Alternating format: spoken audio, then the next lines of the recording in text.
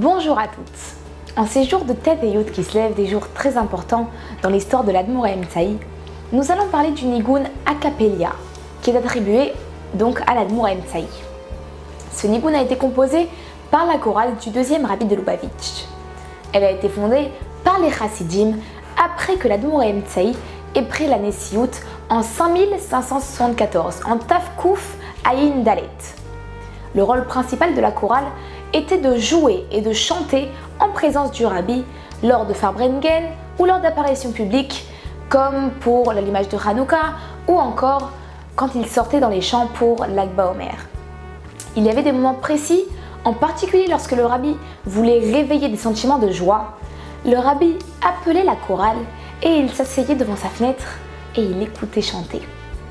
En plus de cela, la chorale composait de nouveaux nigounim qui ont rejoint par la suite la liste des nigounim Chabad. Dans la chorale, il y avait deux groupes.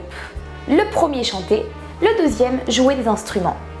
Le deuxième, évidemment, était opérationnel uniquement durant la semaine et non pendant le Shabbat. L'Admour Haïm-Tsaï aimait beaucoup la chorale et il arrivait parfois qu'il les appelle à chanter et au son de leur voix, il s'inspirait pour écrire des Mahamarim de Chassidut.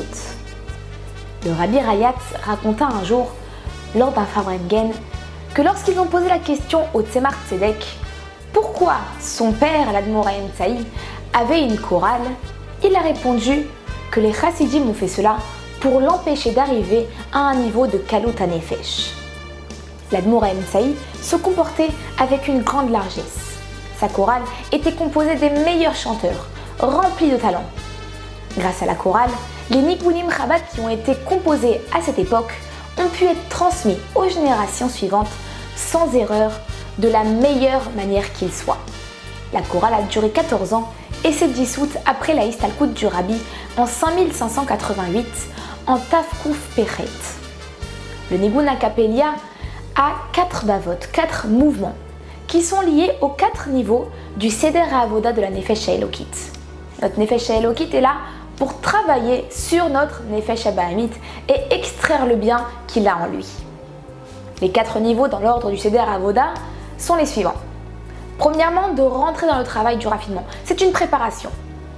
La deuxième étape est de ressentir profondément la richesse de l'intellect Elokit et le bienfait de la Nefesh HaElokit jusqu'à ce qu'on en arrive à ressentir une contradiction avec notre Nefesh HaBahamit. La troisième étape est de méditer profondément à la matérialité de la Nefesh HaBahamit. Et enfin, la dernière étape est de ressentir que tous les chemins sont susceptibles de nous amener vers un danger. En effet, vu que ce travail touche l'âme animale, il y a un danger d'être influencé par elle. Pour réussir à empêcher cela, il faut réveiller son bitachon en Hachem.